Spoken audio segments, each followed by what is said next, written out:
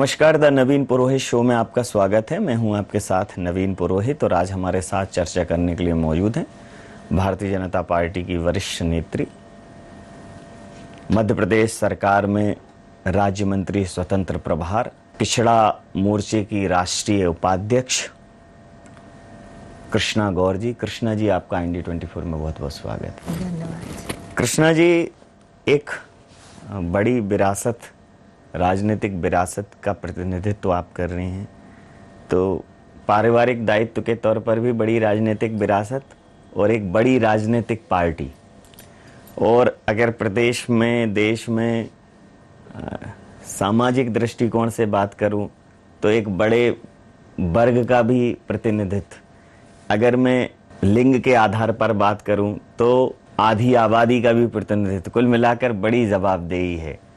क्या कहेंगे? है, जवाबदेही तो बड़ी है, बिल्कुल मानती हूँ इस बात को।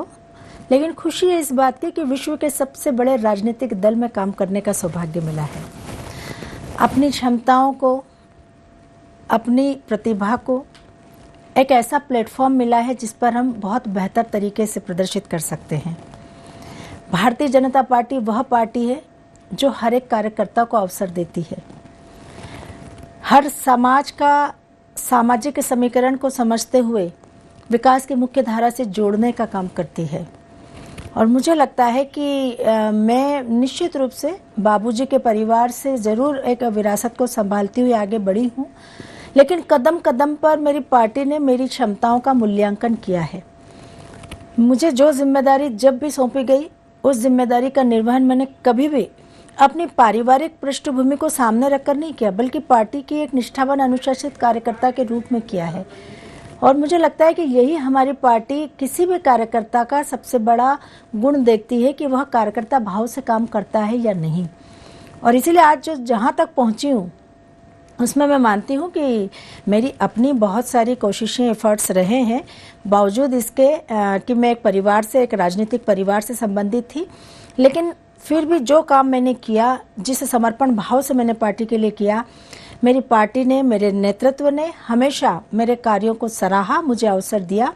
और मेरी भी कोशिश हमेशा यही रही कि चाहे मेरे को मोर्चे में कोई जिम्मेदारी मिली हो, चाहे भोपाल की महापौर बनकर शहर का विकास करने की जिम्मेदारी मिली हो, चाहे संगठन में रहकर पार्टी को मजबूती देने का, पार्टी के विस्तार करने की जिम्मेदारी मिली हो, या फिर आज विधायक और मंत्री बनकर प्रदेश की जनता की सेवा करने की जिम्मेदारी हो, हमेशा मैंने अपने आप को समर्पित करते हुए पार्टी के हर दिशा निर्देश का पालन किया है। इस वजह से आज मैं यहाँ पहुँची हूँ। जी, अगर मैं, जैसा कि आपने कहा कि एक कार्यकर्ता के तौर पर, समर्पित कार्यकर्ता के तौर पर काम करने के ध्येय ने ही आपके इस प्रगति पथ को प्रशस्त किया है। एक नारी शक्ति बंधन योजना भारतीय जनता पार्टी अस्तित्व में लाई है और कहा है कि अब आगामी जो भी चुनाव होंगे उसमें आधी आबादी की 33% भागीदारी सुनिश्चित की जाएगी। तो राजनीति में महिलाओं को आगे बढ़ाने की दिशा में आप इस कदम को कितना कारगर मानती? मुझे लगता है कि राजनीति सामाजिक परिवर्तन और सत्ता, समाज सेवा का सबसे सशक्त माध्यम होता है। लेकिन ये बात भी सही है कि आधी आबादी की भागीदारी के बिना इसमें बहुत कुछ हासिल नहीं किया जा सकता। और इसीलिए महिलाओं का राजनीति के क्षेत्र में प्रवेश आवश्यक ही नहीं बल्कि अपरिहार्य है। और इस सार्वभौम सत्य को यदि किसी ने समझा है तो मेरी भारतीय जनता पार्टी ने समझा है।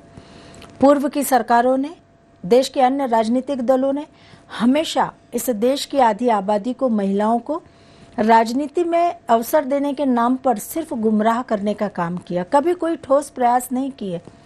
लेकिन मेरी भारतीय जनता पार्टी ने इस देश की आधी आबादी का सम्मान किया। इस आधी आबादी को निर्णय लेने की प्रक्रिया में भागीदार बनाने के लिए जब तक हमारी सरकार नहीं थी पूर्ण बहुमत की, तब तक अपने स्तर से प्रयास करते हुए संगठन में हमें 33% आरक्षण दिया, ताकि संगठन में भी बड़ी संख्या में महिलाएं अपने संगठनात्मक क्षमता का कौशल दिखा सके। और जब देश की जनता ने पूर्ण बहुमत का आशीर्वाद दिया तो उन्होंने नारी शक्ति वंदन अधिनियम के माध्यम से लोकसभा और विधानसभाओं में 33% आरक्षण के साथ महिलाओं के राजनीति में द्वार खोल दिए। आधी आबादी को सशक्त बनाने की दिशा में इस नारी वंदन शक्ति अधिनियम की प्रासंगिकता का जिक्र करूं तो कांग्रेस कहती है कि ये उनका मूल विचार था। अभी उन्होंने तो 50% तक की बात की थी और भारतीय जनता पार्टी सिर्फ दिखावा करती है। महिलाओं के सशक्तिकरण की जो सच्ची पैरोकार है वो कांग्रेस है। कांग्रेस पार्टी के इसी झूठ ने आज देश के परिदृश्य से कांग्रेस को धीरे धीरे समाप्त करना प्रारंभ कर दिया है। हर स्तर पर कांग्रेस ने झूठ बोला, हर बार महिलाओं को गुमराह किया। पूरा देश जानता है, इस देश की आधी आबादी जानती है कि आज़ादी के इन 75 वर्षों में लंबे समय तक सत्ता के सिंहासन का सुख कांग्रेस पार्टी ने भोगा है। इस देश में लंबे समय तक कांग्रेस की सरकारें रही हैं, पूर्ण बहुमत की सरकारें रही हैं, लेकिन कभी महिलाओं को आरक्षण देने का काम इस देश में कांग्रेस पार्टी ने नहीं किया। इस देश की महिलाएं अच्छी तरह से जानती है कि कांग्रेस सिर्फ झूठ बोलती है, गुमराह करती है। इस देश की महिलाओं को ज़्यादा बताने की आवश्यकता नहीं है। नारी शक्ति वंदन अधिनियम भारतीय जनता पार्टी की सरकार लेकर आई, जब पूर्ण बहुमत इस देश की जनता ने उन्हें दिया और हमने जो कहा वो करके दिखाया। इसलिए कांग्रेस के इस सफ़ेद झूठ को इस देश की आधी आबादी बहुत अच्छी तरह से समझती है। प्रधानमंत्री श्री नरेंद्र मोदी जी के नेतृत्व में ये देश जिस प्रकार से आगे बढ़ रहा है और प्रधानमंत्री जी इस देश की मातृशक्ति को शक्ति स्वरूपा के मान से जो सम्मान दे रहे हैं, निश्चित रूप से इस देश की आधी आबादी के मन में बहुत बड़ा आत्मविश्वास पैदा हुआ है कि वास्तव में सही अर्थों में अब हमारे कल्याण की सरकार आई है और हमें आगे बढ़ने के अवसर मिल रहे हैं। जी, जैसा आपने कहा कि नरेंद्र मोदी जी के नेतृत्व में देश आगे बढ़ रहा है, तो अब की बार फिर से मोदी सरकार 400 पार और मध्य प्रदेश में क्लीन स्वीप की बात कर रही है। आपको नहीं लगता कि ये थोड़ा दुरूह है, ये लक्ष्य बहुत बड़ा लक्ष्य ले लिया है? नहीं, इसलिए नहीं है क्योंकि आज जब हम अब की बार 400 पार और फिर एक बार मोदी सरकार का नारा आत्मविश्वास के साथ जनता के बीच में लेकर जा रहे हैं, तो हमारे बोलने से पहले ही जनता बोल पड़ती है कि 400 पार और मोदी सरकार, जो इस बात का प्रतीक है कि लोगों के मन में भी यह अटूट विश्वास है कि इस देश की प्रगति में कोई सबसे बेहतर काम अगर करके दिखा सकता है तो वो देश के प्रधानमंत्री श्री नरेंद्र मोदी जी। आज वास्तव में गर्व होता है हम सबको ये कहते हुए कि पूरा विश्व भारत का सम्मान करने लगा।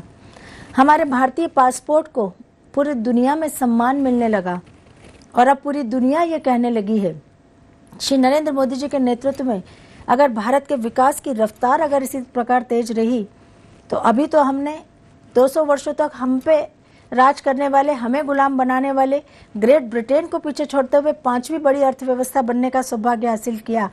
अब वह दिन दूर नहीं जब जापान और जर्मनी को पीछे छोड़ते हुए भारत दुनिया की 3री बड़ी अर्थव्यवस्था बनने जा रहा है। तो ये गौरव अगर किसी ने दिया है तो देश के प्रधानमंत्री जी ने दिया है। पूरे भारत की तस्वीर बदलने का काम किया है। पूरे भारत का इंफ्रास्ट्रक्चर अगर हम उठा के देखें तो आज कहाँ से कहाँ उनके नेतृत्व में देश पहुँच गया है। भारत की तस्वीर बदल गई, भारत में रहने वाले लोगों की तकदीर बदल गई। हर वर्ग को विकास की मुख्य धारा से जोड़ने का काम किया। जातिवाद से ऊपर उठकर उन्होंने कहा कि 4 जातियां मेरी है, एक देश का गरीब, किसान, महिलाएं और युवा, और इन 4 जातियों के लिए मुझे काम करना है।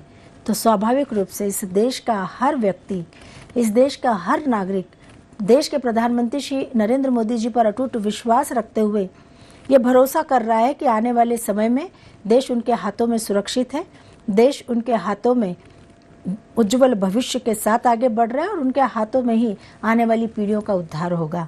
तो मुझे लगता है कि 400 पार का नारा बिल्कुल भी मन से दिया हुआ नारा नहीं है, ये जनता के बीच की आवाज़ के आधार पर निकला हुआ नारा है और प्रधानमंत्री जी को 3री बार इस देश की जनता बागडोर सौंपेगी और इस देश के विकास में अपनी भूमिका का निर्वहन करेगी। जी, जिस प्रकार से एक और आरोप कांग्रेस आप पर लगाती है कि आप राम की राजनीति करते हैं, राम के नाम पर राजनीति करते हैं, और आप कहते हैं कि राम और राष्ट्र हमारे लिए प्रथम है, राजनीति का नहीं, हमारी भक्ति का, हमारी श्रद्धा का केंद्र है। तो राम मंदिर के निर्माण पर जो तमाम आरोप प्रत्यारोप रहे, कांग्रेस हालांकि उसमें शामिल नहीं हुई, क्या कहेंगे? देखिए, भगवान राम के नाम पर हम कभी राजनीति नहीं करते। भगवान राम हमारी आस्था है, भगवान राम हमारी जीवन शैली है और भगवान राम पर राजनीति करना कभी भारतीय जनता पार्टी के एजेंडे में नहीं रहा। लेकिन मैं आपको इतना जरूर बताना चाहूंगी कि देश की आज़ादी के पूर्व जब इस देश में अंग्रेजों का शासन था, तब तक तो हमको यह बात समझ में आती थी कि अंग्रेजों की नीति फूट डालो राज करने की है। वो कभी अयोध्या में प्रभु श्री राम का मंदिर बनने नहीं देंगे, क्योंकि उस समय वो हमारे देश में फूट डालो राज करो की नीति के तहत शासन कर रहे थे। लेकिन आज़ादी के बाद इस देश की तत्कालीन सरकारों को इस देश की आस्था का सम्मान करना चाहिए था। 550 वर्षों का विवाद आज़ादी के इन 75 वर्षों में क्यों नहीं सुलझ पाया? पूर्व की सरकारों ने इस देश की आस्था का सम्मान क्यों नहीं किया? ये देश बहुसंख्यकों का देश है।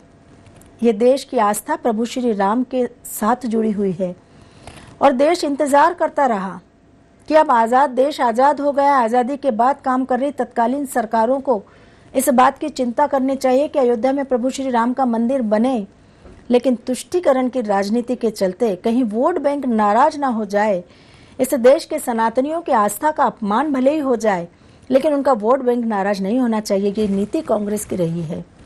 कांग्रेस की सनातन विरोधी नीतियों का ये परिणाम है कि आज जब अयोध्या में प्रभु श्री राम का भव्य और दिव्य मंदिर बनकर तैयार हुआ और प्रभु श्री राम उसमें विराजे हैं, तब उन्हीं की पार्टी के विचारवान नेता सनातन विरोधी कांग्रेस की नीतियों के कारण कांग्रेस को छोड़ के भारतीय जनता पार्टी की विचारधारा अपना रहे हैं। और इसीलिए मैं कहना चाहूंगी कि कांग्रेस ने तुष्टीकरण की राजनीति के चलते, कांग्रेस ने वोट बैंक की चिंता करते हुए अयोध्या में प्रभु श्री राम का मंदिर नहीं बनने दिया। लेकिन इस देश की जनता ने पूर्ण बहुमत का आशीर्वाद जब भारतीय जनता पार्टी को दिया तो हमने कोई राजनीति नहीं की। हमारी पार्टी 1951 में भारतीय जनसंघ के रूप में जब पहली बार बनी थी, तभी हमारे एजेंडे में ये शामिल हो गया था कि जम्मू कश्मीर राज्य से धारा 370 भी हटाएंगे, अयोध्या में प्रभु श्री राम का मंदिर भी बनाएंगे जिस दिन इस देश की जनता पूर्ण बहुमत का आशीर्वाद हमको देगी। तो हमने अपने वादे को पूरा किया है। जी, अब आप हर बूथ पर 370 वोट जोड़ना है तो 370 धारा 370 हटाने की उस भावना का वोटिंग के साथ एक जुड़ाव भारतीय जनता पार्टी ने ऐसा एक लक्ष्य लिया है कि 370 नए लोगों को जोड़ना है हर बूथ। देखिए, होना भी चाहिए, इसलिए होना चाहिए कि इस देश की नई पीढ़ी को ये समझ में आना चाहिए कि धारा 370 जम्मू कश्मीर में जब लागू थी तो उसका कितना नुकसान उस प्रदेश को हुआ। और सिर्फ उस प्रदेश का ही नुकसान नहीं हुआ, इस देश के एक एक नागरिक का जो राष्ट्रवादी है, जो भारत को अभिन्न अंग मानता है, जम्मू कश्मीर राज्य को, जो एक भारत को अखंड राष्ट्र के रूप में देखता है, उन सब की भावनाएं इस बात से जुड़ी थी कि जम्मू कश्मीर राज्य से धारा 370 की समाप्ति होना चाहिए।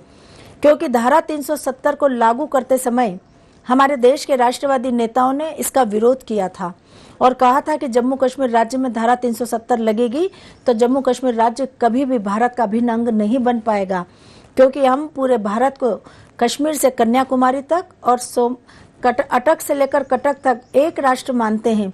और जम्मू कश्मीर राज्य धारा 370 की वजह से कभी भी हमारे देश का अभिन्न अंग नहीं हो पाएगा। लेकिन सत्ता लोलुप कांग्रेस के नेताओं ने राष्ट्रवादी नेताओं की नहीं सुनी। एक देश में 2 विधान, 2 निशान, 2 प्रधान कैसे चलेंगे? इसी का विरोध हमारे महापुरुष, प्रेरणा पुरुष डॉक्टर श्यामा प्रसाद मुखर्जी ने किया था और यही कारण था कि उन्होंने कहा था, मैं नहीं मानता कि भारत में एक ही देश में 2 विधान, 2 प्रधान, 2 निशान होना चाहिए। मैं नहीं मानता कि जम्मू कश्मीर राज्य में मेरे अपने ही देश के किसी राज्य में जाने के लिए मुझे परमिट की जरूरत पड़े। मैं परमिट व्यवस्था का विरोध करते हुए जम्मू कश्मीर राज्य में जाऊंगा और मेरे साथ जितने लोग जुड़ना चाहें जुड़े। बहुत सारे लोग उनके साथ जम्मू कश्मीर राज्य गए थे और वहीं पर उनकी गिरफ्तारी हुई और जेल में संदिग्ध परिस्थितियों में उनकी हत्या कर दी गई। और उसके बाद भारतीय जनता पार्टी, जो भारतीय जनसंघ के बाद भारतीय जनता पार्टी बनी, हमने ये संकल्प लिया था कि जिस दिन इस देश की जनता पूर्ण बहुमत का आशीर्वाद देगी, डॉक्टर श्यामा प्रसाद मुखर्जी को सच्ची श्रद्धांजलि देते हुए जम्मू कश्मीर राज्य से धारा 370 हटाएंगे।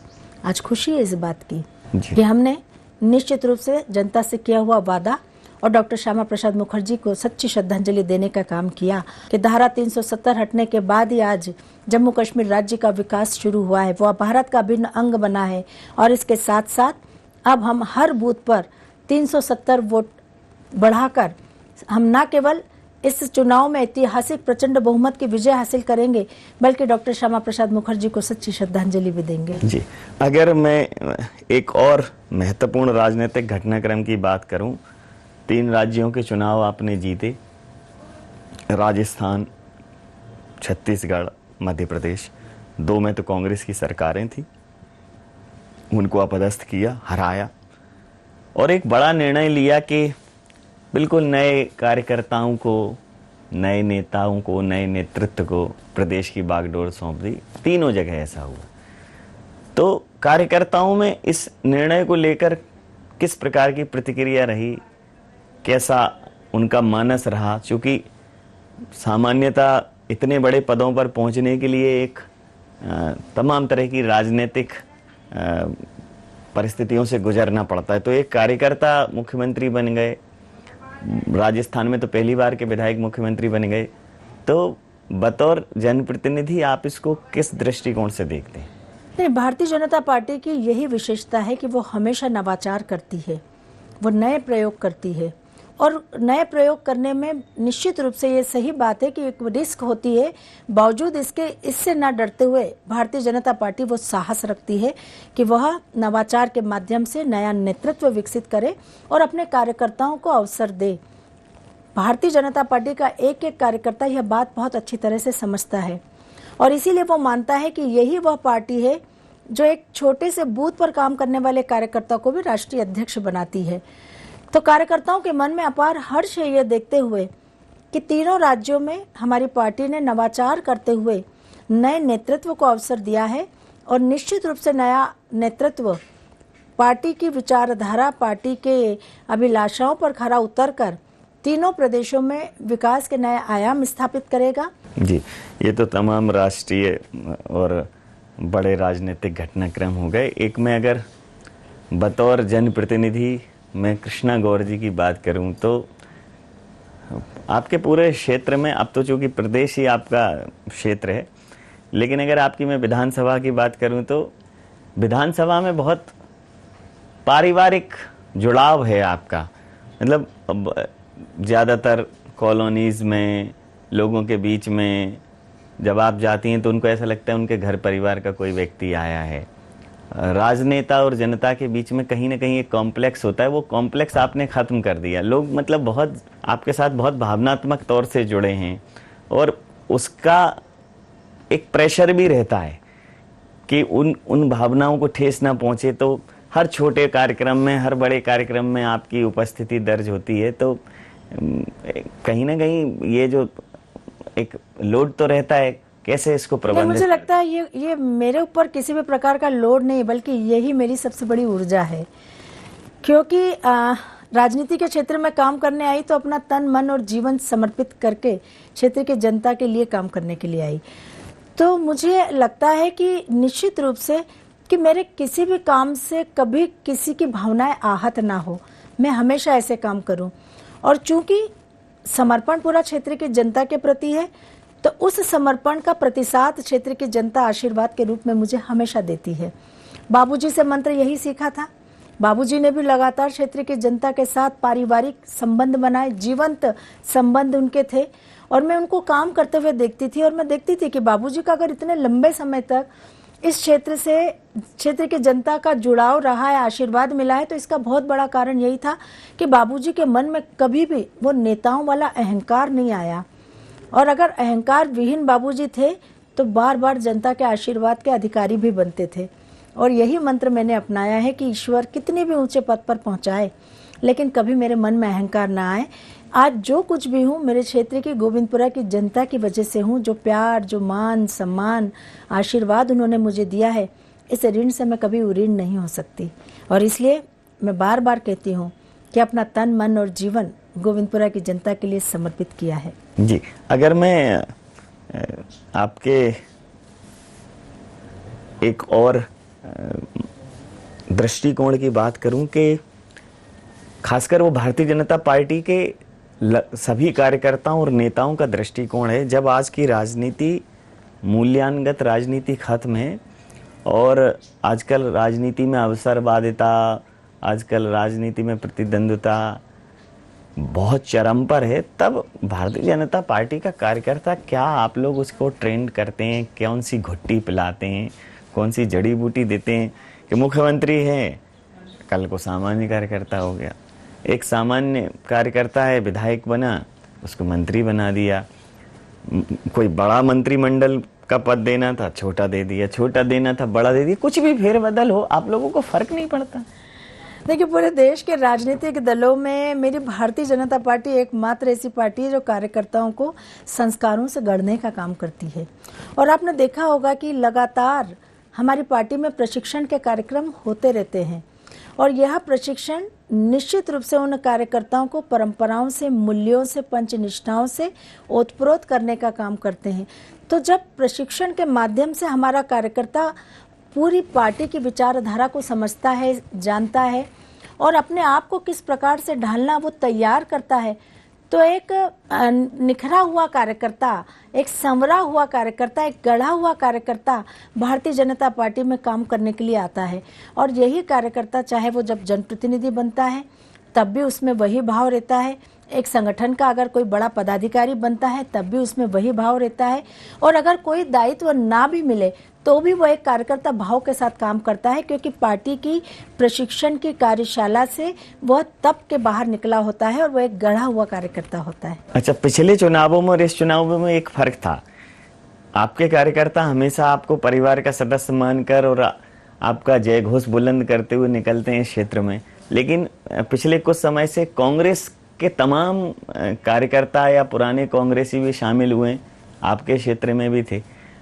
मतलब जिस शिद्दत से मैंने उन्हें आपका प्रचार प्रसार करते हुए देखा, ठीक है, गढ़ने की प्रक्रिया मूल कार्यकर्ता करे काम तो ठीक है, लेकिन जो बहुत समय नहीं हुआ और वो आए, उनका उत्साह भी उसी स्तर का था। इसलिए क्योंकि उनके मान सम्मान का हम बराबर ध्यान रखते हैं। एक कार्यकर्ता की बहुत बड़ी अभिलाषा नहीं होती है।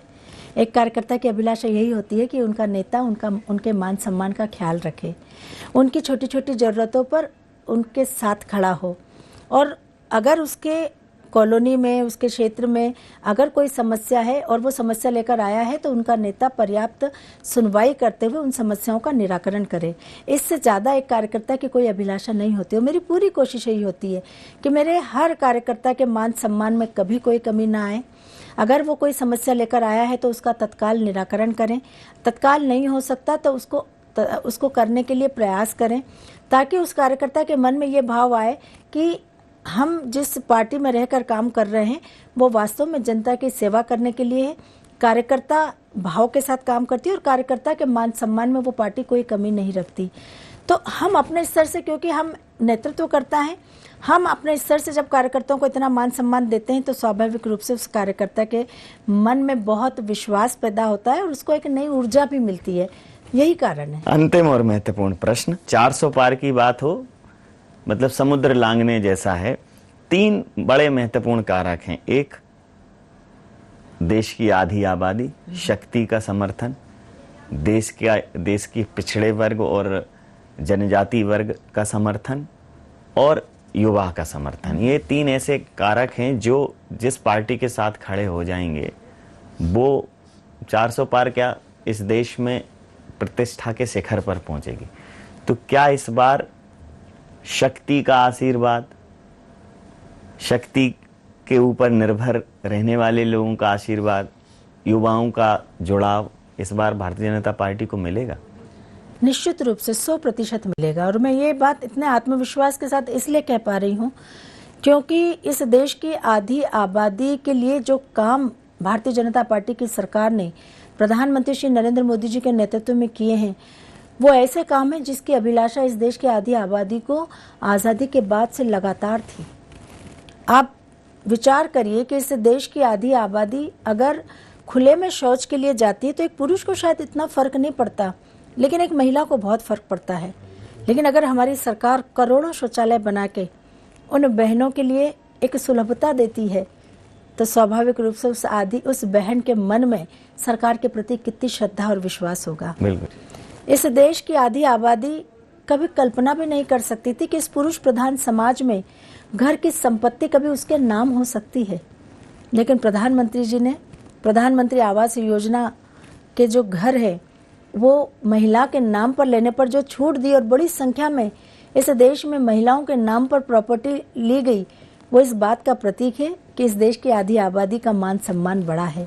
आज हम उज्ज्वला योजना की बात करें, आज भी गाँव में धुएं पर खाना बनाती हुई बहनें हमारी अपना शरीर खराब करती थी।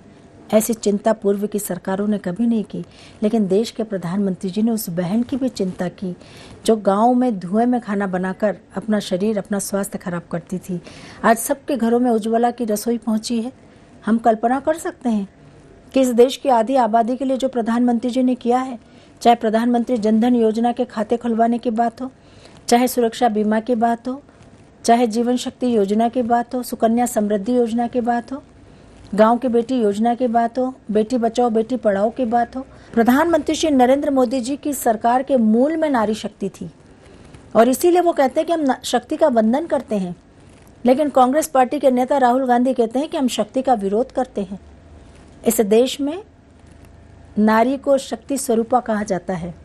इस देश की संस्कृति यत्र नार्यस्तु पूजन्ते रमन्ते तत्र देवता की है, लेकिन राहुल गांधी ने जिस प्रकार से इस देश की शक्ति का विरोध करने की बात कहकर अपनी शक्ति विरोधी नारी विरोधी मानसिकता का परिचय दिया है, इस देश की आधी आबादी इस चुनाव में नारी विरोधी असुर मानसिकता के लोगों को सबक सिखाकर रहेगी। इसीलिए इस देश की नारी शक्ति भारतीय जनता पार्टी को समर्थन देगी। इस देश का आदिवासी वर्ग भारतीय जनता पार्टी के साथ है और इसलिए है क्योंकि आज़ादी के बाद 65 सालों तक राज करने वाली कांग्रेस पार्टी ने आदिवासी वर्ग का सिर्फ वोट बैंक के रूप में उपयोग करने का काम किया है, लेकिन प्रधानमंत्री जी के नेतृत्व वाली सरकार के प्रति इस देश के आदिवासी का अटूट विश्वास है, वो इस चुनाव में देखने को मिलेगा।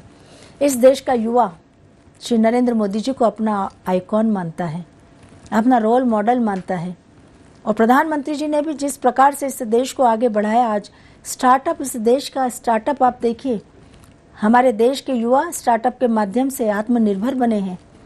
अब वो नौकरी लेने वाले नहीं, नौकरी देने वाले बन रहे हैं। तो स्वाभाविक रूप से एक जो पूरे देश में वातावरण बदला है, उसका सबसे बड़ा लाभ इस देश के युवाओं को मिला है। अब हमारे यहाँ से ब्रेन ड्रेन नहीं होता। पहले तो बड़ी डिग्री लेने वाले हमारे बच्चे हमारे देश में कहीं भी उनको अवसर नहीं मिलता था तो अवसरों के अभाव में विदेश जाते थे, लेकिन आज विदेशों में काम करने वाले बच्चे वापस भारत लौटकर आ रहे हैं। ये अवसर अगर देने का काम किसी ने किया है तो प्रधानमंत्री नरेंद्र मोदी जी ने। तो चाहे महिलाएं हो, चाहे आदिवासी हो, चाहे युवा हो, जो इस देश में परिवर्तन का कारक बनते हैं, इन तीनों का समर्थन भारतीय जनता पार्टी के साथ है और इस चुनाव में ये स्पष्ट रूप से हमें दिखाई देगा। तो शक्ति की भक्ति से और देश में राजनीति की एक नई युक्ति से एक ऐसी युति, एक ऐसा संयोग भारतीय जनता पार्टी बनाएगी कि अब की बार 400 पार और फिर से मोदी सरकार, ये जो नारा भारतीय जनता पार्टी ने दिया है वो सिद्धस्त होगा, वो स्थापित होगा। और भारतीय जनता पार्टी का मूल है उसका कार्यकर्ता भाव। पद कोई भी हो, स्थान कोई भी हो, परिस्थिति कोई भी हो, पार्टी के लिए, देश के लिए, राष्ट्र के लिए कार्य करना प्रथम और अंतिम संकल्प होता है। तमाम सारे पहलुओं पर आपका वही चिरपरिचित वात्सल्य भरा भाव, आपका सहज अंदाज, बहुत सारा समय आपने हमें दिया। शक्ति के इस पर्व पर आपको प्रणाम करते हुए मैं इस साक्षात्कार का आपको भी बहुत बधाई, शुभकामनाएं।